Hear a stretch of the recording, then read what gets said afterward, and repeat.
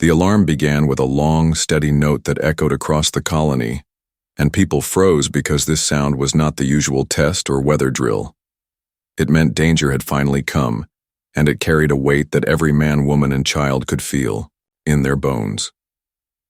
In the command hub, Governor Mara stood straight with her hands on the edge of the table and her eyes fixed on the screens showing the dark sky above the farms.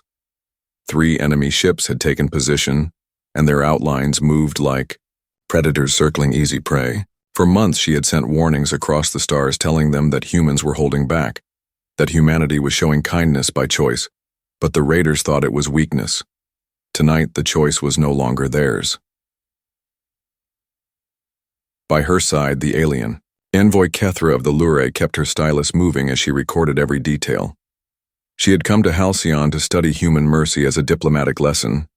She had seen it in gifts of grain shipments to neighbors, in the way humans built ramps in their buildings so crawling species could pass with dignity, in the way they always spoke gently even when insulted.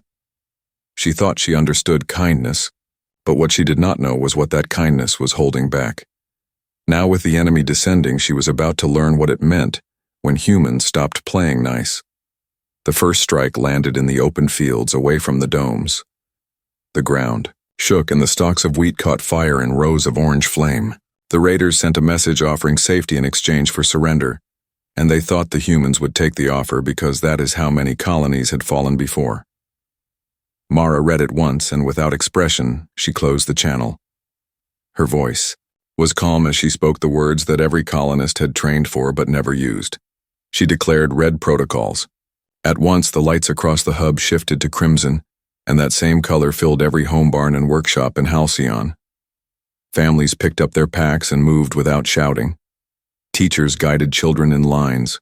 Farmers sealed their greenhouses and passed out masks. It was not panic. It was practice finally called into action. Kethra felt her throat tighten as she watched the change. Mara explained that the colony had lived on the edge of storms and quakes since the first day. They trained for the worst because the worst was always waiting just beyond the horizon. To live on a death world meant to be ready when the ground opened or the sky fell.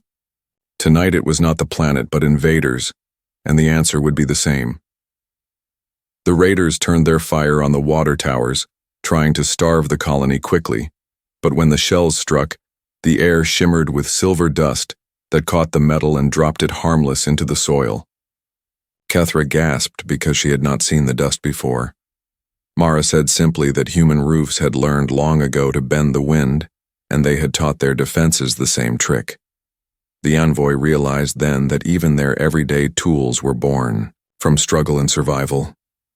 Mara opened one final broadcast. Her voice carried across every channel and into the bridges of the raider ships. She spoke of the children sleeping in shelters and the crops that fed not just humans but neighbors of many species. She warned that Earth still wished for peace and that the colony still offered safe passage if the enemy stopped. But then her voice hardened and she said the words that froze even Kethra's blood. She said humans were still being kind, and that if the enemy struck at homes, then kindness would end. "Do not teach us to be what we were born to survive," she said. The reply came in cruel laughter and a command to fire on the school shelter. In that moment, the air of Halcyon seemed to change. It was like the silence before a storm, a silence too, deep for comfort. Mara pressed her hand on the table and gave a signal that had never been used before. The colony answered with a low chime that traveled through the pipes, through the cables, through every wall and bone. That sound told the people the mask was coming off. Hangar doors slid open and the machines inside came alive. They were not painted like warships but like tools, quiet and functional. They lifted into the night without thunder, moving like river fish that knew the currents. On the farms, harvesters folded and shifted into armored carriers. In kitchens, knives became weapons sharp enough to cut steel. Kethra stared and understood at last.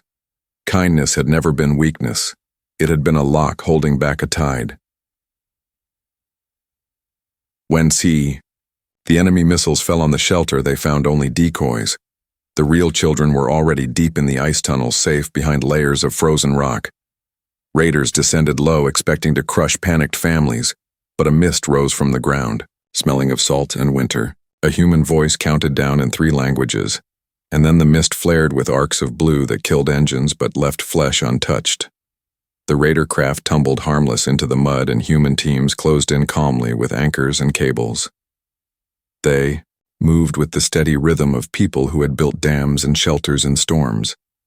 By dawn, the captured skiffs lay tied in rows while the colonists worked as if this was just another harvest. The raider captain finally saw the truth. The colony had not released monsters. It had simply removed the mask. Humanity had stopped apologizing for having teeth, broken treaties, and iron vows. The news from the outer relay came like a knife in the dark. The Galactic Council had received Mara's pleas for help, yet no fleet was on the way. The Council would not intervene. They called the fight a local dispute and claimed that neutrality was the only path to peace. To the colonists of Halcyon, this meant one thing. They were alone. The Council had broken every promise it made when humans first joined its circle. Kethra of the Lurai stared at the transmission with disbelief, because her own leaders had signed those same treaties. She realized with bitter clarity that the Council had always hoped to see humans tested until they broke. Mara did not waste time on anger. She gathered her officers and declared that if allies would not stand, then Halcyon would stand alone.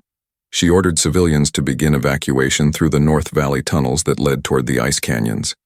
The path was dangerous and narrow, but it was the only chance to move children and the wounded beyond the line of fire. Columns of families began the march, carrying packs and pulling sleds. Overhead, the enemy raiders circled like hawks waiting for the right moment to strike. Human escorts moved with the convoys. They were farmers, teachers, and miners who had trained with rifles only on weekends. Yet they walked with the calm of people who had learned discipline from storms, earthquakes, and winters that could kill in hours. They wore patched armor and carried weapons older than their parents, but their eyes never left the ridges above. Kethra traveled with one column and kept watching for signs of fear. What she saw instead was resolve that felt heavier than steel. The ambush came at dusk. Raider skiffs swept down the canyon mouth with engines howling and weapons flashing. Families hit the ground and covered children with their own bodies. Kethra thought the escort would panic, but instead they moved like a single body. They rolled cables across the path and snapped them tight so the first 2 skiffs ripped their undercarriages and slammed into the canyon wall. The next wave was met by volleys of fire, not wild or desperate, but measured like the beats of a drum. Every shot was placed with purpose. Even when one human fell, the other shifted to cover the gap without pause. The fight turned into a storm of noise and light, but the escorts never lost formation. They pushed forward step by step as if climbing a mountain against the wind. Kethra felt the weight of history in that canyon. These were not soldiers forged by conquest. These were children of a death world where survival meant teaching your own heart not to falter. They carried that training into battle, and it broke the raiders who had expected fear. When the skiffs retreated smoking into the sky, the convoy did not cheer. They simply lifted their packs and continued the march. Losses were carried on stretchers. Children were passed from hand to hand to keep them moving. The humans did not boast because survival was not victory. It was only another step on a road they had walked for generations.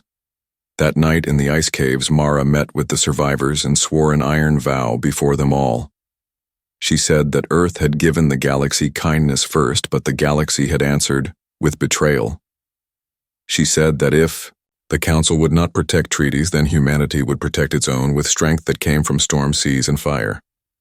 She promised the children that the colony would endure and that no raider would break their spirit. Kethra listened in silence and felt a shiver that was not fear but awe.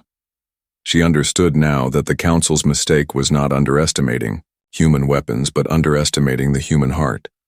On worlds where gravity crushed bones, where predators stalked the night, and where disease came with every breath, humanity had survived by binding themselves together. That bond was stronger than steel, and it carried through every voice in the cave when they repeated Mara's vow as one. Above them, the raiders gathered for another strike, and the stars looked cold and distant. Yet in the cave, the fire of the Vow burned hot enough to make even the envoy of another species believe that Halcyon would not fall. The Deathworlders had stopped playing nice, and the war had only begun. The Feral Doctrine. When the enemy prepared their second wave, they expected the colony to break under pressure. But what arrived on the frozen plains that night was not fear. It was a new chapter. A squadron of ships dropped through the clouds carrying veterans of Earth's old wars, men and women, who had survived jungles, deserts, oceans, and cities torn apart by disaster. They brought with them a doctrine that had been locked away for centuries, because it was too brutal for ordinary use. The humans called it the Feral Doctrine, and it was meant for one purpose only: to guide Deathworlders when survival of the species was at stake. Mara stood at the edge of the landing zone as the veterans stepped down onto the ice. They wore armor patched from old campaigns, but their movements were silent as shadows. Their eyes scanned the landscape not like conquerors, but like hunters who could smell every shift of the wind. Kethra watched them with fascination and unease, because they carried no banners and no pride, only a weight of experience that made the air feel colder. That night they held a council in the caves. The veterans spread maps across the stone floor and spoke in low tones. They described strategies that did not depend on firepower or numbers, but on patience and adaptation.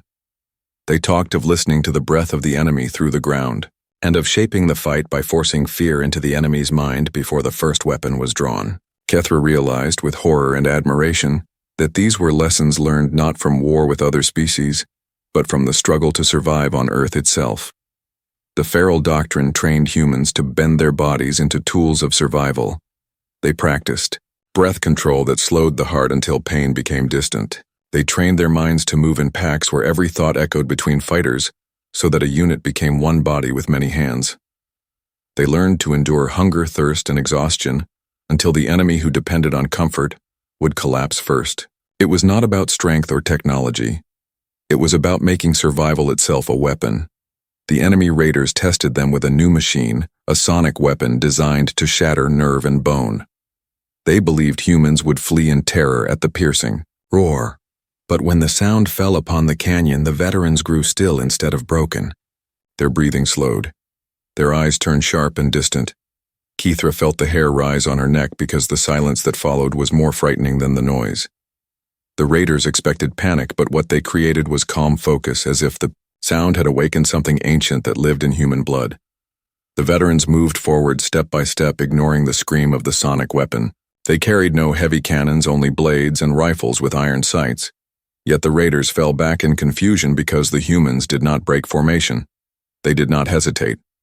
They advanced with the patience of predators who knew the hunt would end in their favor. The weapon meant to terrify had instead given them rhythm. With every pulse of sound they moved together as if the weapon itself had become their drumbeat. When the fight ended, the raiders fled, leaving behind broken machines.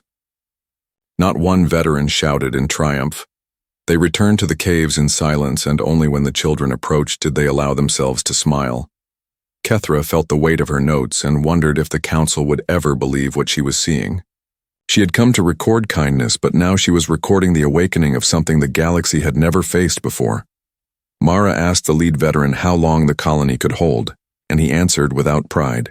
He said they could hold as long as there was ground to stand on and air to breathe. He said humanity had been forged by a world that never gave mercy, and that if the enemy wished to understand true fear, they only had to keep pressing. His words carried no threat, but they made the cavern tremble with meaning. That night the colony slept with a new sense of strength. The people knew that kindness was no longer their only shield. Behind them now stood warriors who carried the Feral Doctrine in their bones, and that doctrine promised one thing. The more the enemy pressed, the deeper humanity would reach into the wild heart of their death world past. And once that heart was fully awakened, there would be no force in the galaxy strong enough to cage it again. The adrenaline silence. The enemy. Council of Raider captains decided that brute force was not enough to shatter the human defense, so they unleashed a weapon stolen from laboratories of another empire. It was a gas designed to flood lungs and blood with fear to drive any living being into panic and madness. They called it the Whisper Plague because it made victims hear voices of terror in their minds until they tore at their own skin. The raiders had tested it on lesser species and seen them collapse within minutes. They were certain that against fragile humans it would end the fight in one swift blow. The gas rolled down into the valley where the humans had built their redoubts. Families covered their mouths with cloth and masks while soldiers braced for agony. Kithra, who had traveled with them, felt the first sting in her throat and a wave of dizziness that sent her hands clawing at her own face. She fell to her knees, certain that she would choke. But then she saw the humans standing still, not frozen by fear, but calm with a strange silence in their eyes. They inhaled the gas and their bodies responded in a way she had never seen. Their pupils widened, their muscles tightened, and instead of panic there was focus. Adrenaline flowed through their blood like fire, but instead of losing control they used it. They had trained for this their entire lives without knowing. On Earth, fear was a constant companion in forests filled with predators and oceans filled with storms. In nights filled with sickness and pain, evolution had taught humans not to collapse under fear but to master it. What the raiders thought would break them instead unlocked a hidden advantage. Time seemed to slow for the fighters. Their hands grew steadier, their eyes sharper, their movements quicker. Kethra realized she was watching a transformation not into beasts but into something far more frightening, creatures who could take terror itself and bend it into a weapon. The veterans of the feral doctrine led the counterattack. They moved through the haze of whisper plague with steps that landed exactly where they needed to be. Bullets and blades struck only targets that mattered. When one raider raised a cannon, 3 humans fired as one, shattering the weapon before it could release a second wave. When another tried to flee, they used cables and nets to pull him down alive because even in their fury, they did not kill without reason. Their precision made the battlefield look like a dance, and the gas that should have destroyed them became the drumbeat of their victory. Kethra struggled against the voices in her head until a human medic reached her. He pulled her mask tight and placed her hand against his chest. She felt his heart pounding but steady, and the rhythm broke the plague's grip. He whispered calmly that fear was only a signal from the body and signals could be turned into power. She believed him because she could see it in his eyes. Around them, the raiders were collapsing not from the gas but from despair, because nothing terrified them more than enemies who did not panic when panic was the only weapon left. By dawn, the valley was littered with broken machines and bound prisoners. The humans stood breathing heavily but not in chaos. They checked each other's wounds and carried their children back from the caves. Mara walked among them with eyes that burned not with anger, but with sorrow, because every step deeper into war meant another layer of kindness lost. She raised her voice to the gathered colony and told them they had proved the truth of their nature. They were not fragile. They were death-worlders. They could take poison, meant for madness, and use it to sharpen their blades. Kethra wrote every word with shaking hands. She realized the council had no idea what was happening here. They still believed humanity was restrained by law and diplomacy. They did not understand that fear itself had become an ally of Earth. She thought of the old warnings Mara had given, and now she knew they had been more than words. Humans had always said, "Do not push us too far." Now she saw what too far meant. It meant silence in the face of terror. It meant calm in the heart of chaos. It meant victory carved from fear itself. That night the people of Halcyon rested in the ruins of the valley. They ate in silence, they sang soft songs to children, and they mended armor with steady hands. The raiders who survived whispered in their cells that humans were not prey at all. They were the storm that came when prey learned to bite back. And in the quiet halls of the ice caves, Mara told her people that the war had changed forever. The galaxy would soon learn that humanity's mercy had limits, and beyond those limits waited only the silence of true death-worlders. Fire on the hull. The raiders changed tactics once more and sent a fleet ship larger than any vessel Halcyon had faced. Its shadow fell across the colony like a second night, blotting out the stars. This time they would not waste time with gas or bombardment. They would tear the humans apart from the inside. Boarding parties stormed from the massive vessel and latched onto the crippled human carrier that had been forced into orbit after the last battle. The carrier was half broken, its engines cold, and its hull scorched from fire, yet inside it still carried men and women who refused to surrender. Boarding began in silence. Metal claws bit into the hull and cut a path through the decks. Raiders poured inside armored and armed with blades and shock rifles. They expected to find chaos and scattered defenders. What they found instead were narrow halls filled with shadows and traps. Humans had stripped the ship of anything useful and turned the wreck into a maze of death. The first raider squad marched down a corridor only to be struck by swinging beams rigged with cables. Another squad entered a storage bay and fell into nets that dropped from above. Every step they took was measured by the defenders, who knew every hatch, every pipe, every echo of their ship. Kethra had begged Mara not to send her into orbit, but Mara insisted the envoy had to see what true Deathworld war meant. Now she crouched behind a barricade of welded doors with a squad of human mechanics who carried no rifles, only tools, belts, and cables. When the enemy forced their way in, the mechanics fought with hammers, spanners, and sharpened rods. They struck with the same rhythm they used to build engines, their arms swinging like pistons.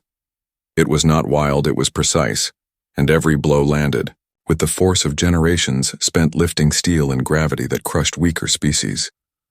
The raiders thought fire would drive them back, so they lit sections of the hull in burning plasma. Smoke filled the corridors, but the humans pressed through with cloth over their mouths, and water poured from broken pipes to choke the flames. They moved in pairs, sharing masks and even sharing breath when one mask broke. In the void between bulkheads, they clung to each other with lines and counted steps by touch. Kethra followed one squad and felt the fear of vacuum pressing against her skin, yet the humans treated it like rain on their backs.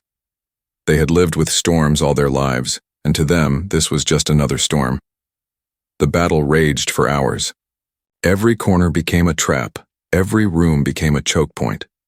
Raiders outnumbered the defenders, but the humans made the ship itself a weapon. They vented sections at chosen moments, sucking squads into space. They used sound to mislead enemies and drew them into ambushes. They fought with knives when rifles jammed, and with fists when knives broke. Kethra saw one young fighter pull a cable from the wall, wrap it around a raider's arm, and use the recoil to hurl him into a bulkhead. She realized then that humans could make anything into a weapon because survival had taught them nothing was useless. Losses were heavy. Many defenders fell and the corridors echoed with their names shouted by friends. But even in grief, the humans did not falter. They carried bodies to sealed chambers and returned to the fight without hesitation. Each loss only sharpened the silence in their eyes. It was not rage that drove them, but the knowledge that if they fell, their families below would fall too. That bond was stronger than fear and stronger than pain. When the last raider squad tried to retreat, the humans sealed the docking claws and cut the connections. The invaders were trapped between bulkheads with no air and no escape. Instead of killing them outright, the humans vented the compartments, slowly leaving them alive but defeated. They bound the survivors and dragged them into cells where they would face justice, not slaughter. Even at their fiercest, the Deathworlders still clung to their strange code of mercy. When the fighting ended, the carrier floated scarred and broken, but still alive. Fires burned in the distance and hull plates glowed red, but the defenders raised their flag on the bridge. Kethra stood among them, trembling with exhaustion and awe. She had seen creatures fight with weapons of terror, and she had seen armies break under fear. She had never seen people fight with belts, hammers, and breath shared mouth to mouth in the dark. She finally understood why humans called themselves children of a death world. It was not because their planet had made them cruel, it was because their planet had made them refuse to surrender even when fire covered their hull. Siege without surrender. The raiders had believed Halcyon would finally fall after the carrier battle, but instead they were the ones losing strength. Their fleets were scattered, their captains uncertain, and their soldiers whispering that humans could not be broken. In desperation, they pulled back to their fortress world, a scarred planet of black stone and sulfur skies, where their command centers and shipyards had stood untouched for generations. They thought no one would dare strike such a place. They were wrong. Humanity carried the fight across the stars, not with fleets of dreadnoughts, but with a plan as old as the death worlds themselves. Mara gathered her commanders and the veterans of the feral doctrine in the ice caves and drew their strategy across the floor with chalk and ash. They would not bombard the planet into ruin because to do so would slaughter civilians who were not guilty of the war. Instead, they would turn the fortress world itself against its masters. Humanity had learned to fight not only enemies but storms, floods, volcanoes, and seas. Those lessons would now shape the battlefield. The first strike came not from cannons, but from the skies. Human ships seeded the clouds with agents that stirred the sulfur storms into furious tempests. Lightning raged across the fortress sky, and grounded raider craft could not rise without being torn apart. When the enemy tried to escape by sea, the humans released tidal triggers at the poles that sent great waves rolling across the black oceans. Shipyards flooded and docks collapsed, yet the strikes were measured with precision, leaving civilian zones untouched. The people saw that the humans could bring destruction like gods, yet chose carefully where it fell. Kethra watched from an observation post on the edge of orbit. She saw the storm fronts twist and crash upon raider fortresses with a fury that looked like the hand of the planet itself. She heard the fear in the voices of enemy officers as they realized every step of their defense had been anticipated. Humans were not using sheer power. They were using knowledge of terrain, weather, and time. They were using patience that came from centuries of living on a world where nature killed the unprepared. On the ground, human teams moved with speed. They carried simple packs and tools rather than heavy machines. They climbed cliffs and crossed boiling rivers to set charges at supply depots. They worked in silence, guided by hand signals and the faint glow of stars through smoke. The raiders hunted them with drones and beasts, yet the humans vanished into caves and shadows. Every move reminded Kethra of predators she had read about. On-Earth wolves that hunted in packs, not by chasing prey but by driving it exactly where they wanted it to go. The siege did not crush the fortress world in days. It stretched into weeks where every sunrise brought new storms and every night brought new sabotage. Raiders who once mocked human endurance now found themselves afraid to sleep because each dawn their defenses had shifted against them. Bridges collapsed, rivers flooded paths, twisted into traps. Civilians began whispering that perhaps the humans were not here to destroy them, but to teach their leaders the cost of arrogance. The broadcasts spread across the galaxy. Neutral traders and distant colonies tuned their receivers to hear the reports. They watched as humans fought with restraint and focus. They saw prisoners treated with food and water even as battles raged. They saw storms bent into weapons and seas turned into allies. And slowly public opinion began to turn. The council that had abandoned Halcyon now faced growing unrest. Citizens asked why humans were fighting alone when they were clearly standing against raiders who had terrorized the stars for decades. Mara understood the power of these broadcasts. She allowed Kethra to transmit her records freely. She wanted the galaxy to see what it meant to push a Death World species into war. It was not mindless slaughter. It was a storm with discipline, a tide with purpose. The more the council tried to ignore it, the more their people demanded answers. On the fortress world, the raiders held their throne city in desperation. Their captains argued in endless circles, their supplies dwindled, and their fleets shrank each day. Yet they still refused surrender, believing that humans would eventually tire. They did not yet understand that on Earth fatigue was part of survival. Humans had endured winters that lasted months, storms that raged for seasons, and plagues that returned year after year. They did not break from exhaustion. They adapted. Kethra looked down at the black stone world and whispered to herself that the end was coming. She could feel it in the rhythm of the siege. Every strike, every storm, every step of restraint was guiding the raiders into one final choice. The humans had no intention of glassing the planet. They would cut the head from the serpent with precision and leave the rest alive to remember. And when that day came, the galaxy would no longer ask if humanity was dangerous. They would know. The choice of wolves.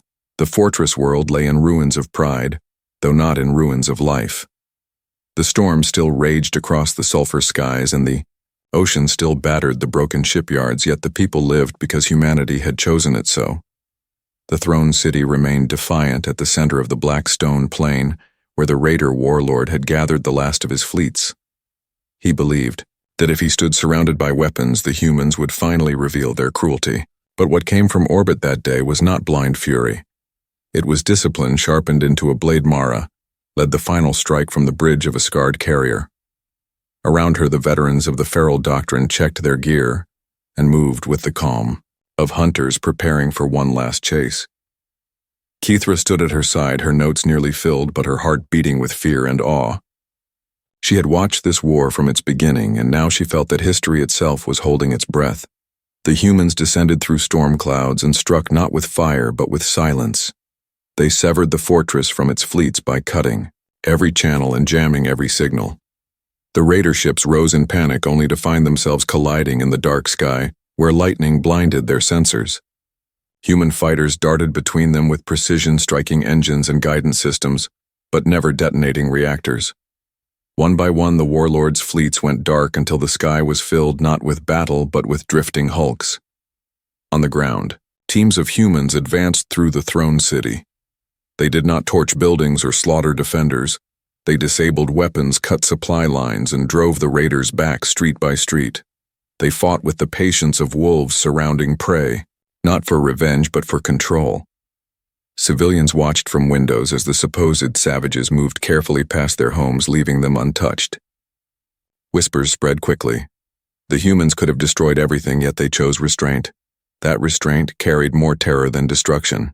At the gates of the throne, the warlord stood armored in black steel and surrounded by his captains. He shouted defiance, promising that his people would rise again even if he fell. Mara stepped forward unarmed, except for the weight of her presence. She offered him terms: surrender of his fleets and exile for his captains in exchange for mercy to the civilians. She told him this was his last chance to choose survival. The warlord laughed bitterly and spat at the ground, declaring that humans were liars who hid their cruelty behind kind words. He swore he would never kneel to Deathworlders. The silence that followed was heavier than any roar of guns. Mara gave a single signal and the plan unfolded. From orbit, human ships released a wave not of fire but of magnetic pulses, tuned to the frequency of raider engines. In an instant, every war machine, every cannon, every blade linked to the network went dead. The throne city fell quiet as steel turned useless in the hands of its masters. The raider warlord looked around him in disbelief as his power dissolved like smoke. His captains, who had once shouted for war, now stared at him with hollow eyes, because they knew the fight was over. Kethra felt her chest tighten as she realized the truth. The humans had ended a war without burning the planet. They had broken fleets without shattering lives. They had chosen mercy even when vengeance would have been easier. And yet that mercy carried the weight of finality, because it showed the galaxy that humanity did not need cruelty to win. They only needed to stop holding back. The warlord was taken alive, his throne dismantled piece by piece, his captains marched away under guard. The civilians of the fortress world stepped out into the storm and bowed their heads not in forced submission but in weary relief. For the first time in generations, the Raider Empire was silent. That night, in the quiet halls of the captured palace, Mara spoke to her people and to the galaxy through Kethra's transmissions. She said humanity had given kindness first and had been answered with betrayal. She said they had shown mercy even when pressed beyond reason. And she said the galaxy must remember this lesson. Humans were dangerous when kind, but when forced into war they became Deathworlders in truth, and no force in the stars could stand against that. Kethra wrote the words and knew they would echo far beyond this planet. The Council could no longer pretend ignorance. Every species would know now that Earth's first rule was to do no harm, and its second was to never be forced to break the first. The galaxy had seen what happened when that line was crossed. When dawn broke over the fortress world, the storms began to calm as if the planet itself recognized surrender. The humans walked among the ruins not as conquerors but as survivors, carrying children, giving water to prisoners, repairing shelters for strangers. And as Kethra watched, she whispered to herself that the wolves of Earth had shown their teeth but had chosen not to devour. That choice was what made them terrifying, and that choice was what made them more than warriors. It made them true Deathworlders. Humanity unchained. The galaxy shivered under the silent knowledge that humans had drawn a line that none could cross, and that line had been painted in fire and restraint alike. Every star system that had watched from afar now understood that Earth's warriors were no longer bound by fear or courtesy but by choice, and that choice was terrifying in its clarity and its finality. Mara stood at the edge of the captured throne city, looking out over the horizon where the remnants of the raider fleets floated like dark debris, and she felt a quiet satisfaction. Not for victory, not for glory, but for the certainty that humanity had survived and thrived where others had failed, and that survival had been claimed not through mercy alone, but through the resolve to become what the universe feared most. The people of Earth moved among the cities and the ruined battlefields, restoring what they could, rebuilding what was broken, and leaving behind lessons for those who would come after, lessons that screamed in silence that humans did not need to destroy to dominate. They only needed to endure and to strike when the necessity demanded, and in every corner of the galaxy whispers traveled faster than light, faster than fleets, faster than politics, that a new era had dawned, an era where no species could underestimate humans, and those whispers carried awe and fear together, like twin stars locked in orbit. Mara spoke once more to the Council of Allied Species, and her voice carried over comms to billions listening in every quadrant. She told them that humanity had always been underestimated, that every challenge had been met with ingenuity and ferocity, hidden behind smiles and diplomacy, and that now the mask had fallen, and the galaxy had glimpsed what true Deathworlders looked like when unbound, when unbroken, when no longer playing nice, and even the most confident generals and emperors listened in silence, because the words were not threats, but statements of fact, a reality they could not deny and a power they could no longer ignore. Kethra recorded every moment, every decision, every choice, and she knew this archive would become legend, not only among humans, but across every intelligent civilization, because it told a story of restraint turned into inevitability, of mercy turned into unstoppable force, and of a species that had mastered the art of survival, not through compassion alone, but through knowing when compassion ended, and when the line of humanity's patience was crossed, and the result was always the same: unyielding, relentless humans who were more dangerous than any weapon or fleet or alien intellect the galaxy had ever encountered. On the fortress world, the people celebrated quietly in their way, for the humans did not parade their victory. They did not boast or flaunt. They simply lived among the ruins, teaching the young, rebuilding their homes, tending the wounded, and planting seeds, not only of food, but of knowledge and culture and hope, and every action reinforced the truth that humans had become unstoppable, not because they had destroyed, but because they had survived and chosen to continue surviving, and that continuation was a declaration to the stars that humanity would never be submissive again and would never be underestimated again. As the sun rose over the battered cities and the repaired skies, the humans gathered in silent acknowledgement of what had been achieved and what had been survived, and they knew that their story had been witnessed by the universe, and the story would ripple through time and space, that humans had been provoked beyond measure, had been challenged and mocked, and that in response they had unleashed a power so complete, so disciplined, so terrifying, yet so precise that no species would ever gamble with Earth again. And that realization settled over every world like an invisible mantle. A quiet warning and a statement of truth.